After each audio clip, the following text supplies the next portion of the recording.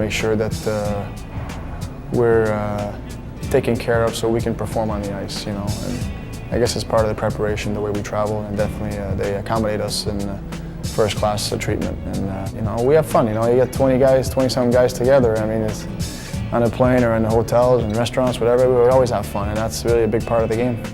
Right from how you are checked through security, obviously it's a very thorough security check, but it's not without the other 300 people who are with you in line waiting to go to Concourse D for a commercial flight. It's pretty slick the way we travel, you know. Security screening is quick for us. We all file up, get screened, get on, and a giver. We've got good food on the plane. There's everything you could want, from drinks to snacks, and so we're well pampered on the flights. I'm the travel guy.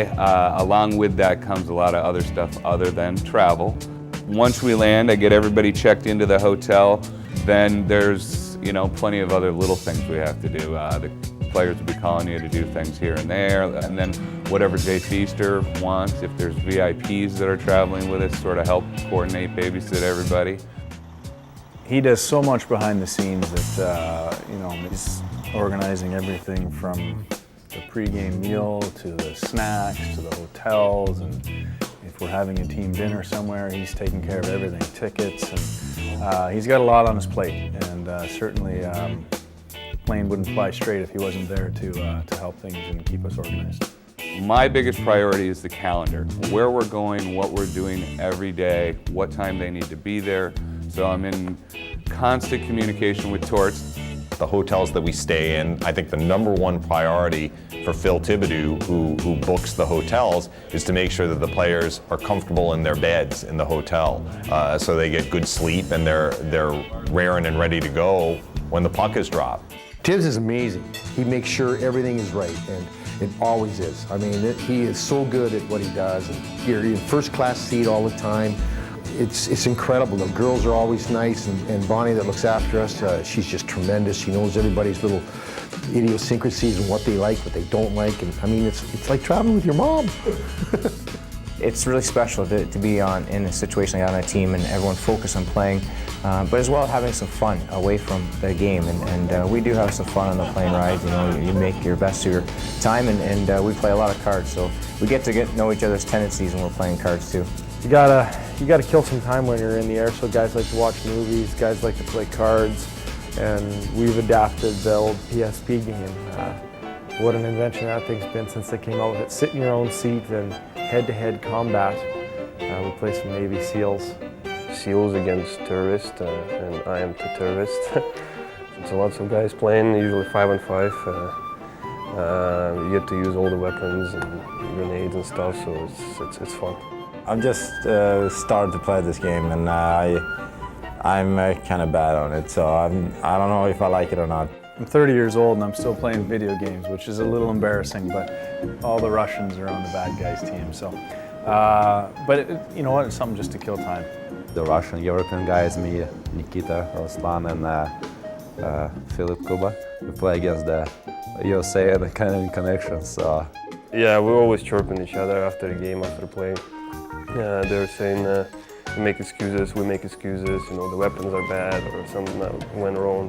There's a few of us that sit in pairs because you can always help your buddy out if you're sitting next to him, and they've gotten the better of us a few times, but you should just ask them about the last road trip. It didn't go so hot for them, so it's a season of ups and downs.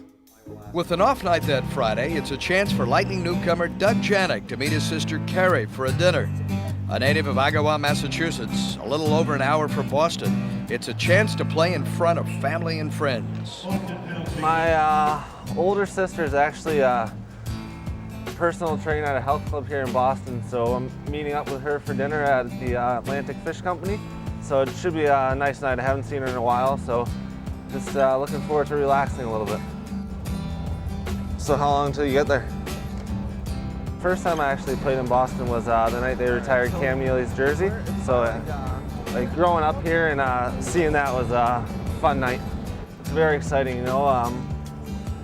Down there in Tampa, it's not too close and you don't get back up here too often. So for them to be able to watch me play is very exciting for them. For me, I guess the whole first part of the season here has kind of been like a road trip in and out of hotels. So I usually will go back up to the room, relax for a little bit, maybe make a few phone calls, go on the internet, watch a little TV, then take a nap for about an hour and a half, 2 hours, get up, have a little snack, and then it's off to the rink. What are you doing? Why are you here? Why are you on TV? Well, I have a hockey game tomorrow against the Bruins. Great. And I'm here to eat dinner with my sister, so Okay. she lives here. Awesome. Yeah. Good to see you again. That was kind of weird. That was a little random. I don't think anyone's gonna think that wasn't planned, but. No, I know. Nice dinner. Had a little salmon. We just talked for a little bit, and then I ended up just walking back here after. It's a big thrill to see him play here in Boston. Brought some of the family with us. Grandmother's here, sisters, aunt and uncles. It's really hard to believe sometimes, you know, and we're just real excited to be here. We hadn't seen him in a couple months. It's been 2 months since we've actually seen him before Philadelphia the other day, so we're just excited to see him. That was very nice, you know, so often, you know, professional hockey, you're away from your family so much, so when you get a chance to kind of play in the same vicinity of where you're from, it's nice to get back and see everybody. For Boston to start overtime, each team getting a point. Jarrett dumped by Grant. Here's Merritt feeding it across. They score! Corey scores. While the loss to the Bruins in the middle of this trip dampens the spirit of the squad, the Lightning did gain a valuable point and now has picked up 3 out of a total of 4 points. 2 games and 4 days remain before the team heads back to the warm west coast of Florida. And team beat writers Damian Cristodero and Eric Erlandson will continue to inform Tampa Bay fans back home of all the daily news. That and Eric Perrin's emotional roller coaster ride on this road trip after our final timeout here on Inside the Lightning. Traveling for or with the National Hockey League franchise does indeed have its perks. But as you have seen, it doesn't really leave a whole lot of time for sightseeing or being a tourist. Be it players, coaches, management, team announcers, or broadcast crew personnel, life on the road, especially a trip this long, helps form a bond that is very important in any profession. With the new guys coming in this year, with our core that we've had for the last 4 or 5 years, it takes some time to get to know each other and develop each other's personalities, sort of say, within the team concept. And we're getting that there right now, and I think that this road trip really helped us bond together. We needed to come together and play some good hockey, and sometimes it's good. And when you're struggling, sometimes it's good to get on the road and just play some, be together. It was really a first trip that we got to spend time together, and so it was fun. We gelled, and we got good results. 2 individuals that also experience life away from home are hockey writers Eric Erlandson of the Tampa Tribune and Damian Cristodero of the St. Petersburg Times. Both are with the team from the start of camp through the playoffs on an almost daily basis, and that includes the road. However, life on the road for Damian and Eric presents its own unique challenges. My deadline is actually a little bit worse than his. On Saturday night, they want to have all my stuff into the office by 11:15, no later than 11:30 at the very latest, which is a deadline that sometimes it's hard to make, but it's part of the job.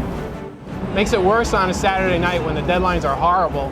I basically have to send this story to the paper the second that this game is over, and then we have to run down and get quotes and come back and rewrite it. It's just something you have to get used to, basically, and you have to really understand how to budget your time. You want to make sure in any circumstance that you can get as many quotes as you can, even if it's just 1 or 2, if it's a tight deadline. So you always want to make sure that you get some type of comment from somebody in the story. Early Sunday morning of November 5th, the Sun Sports crew is flying commercially out of Boston's Logan Airport.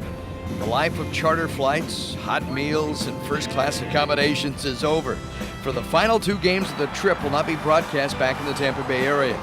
But the crew is greeted by an unexpected visitor.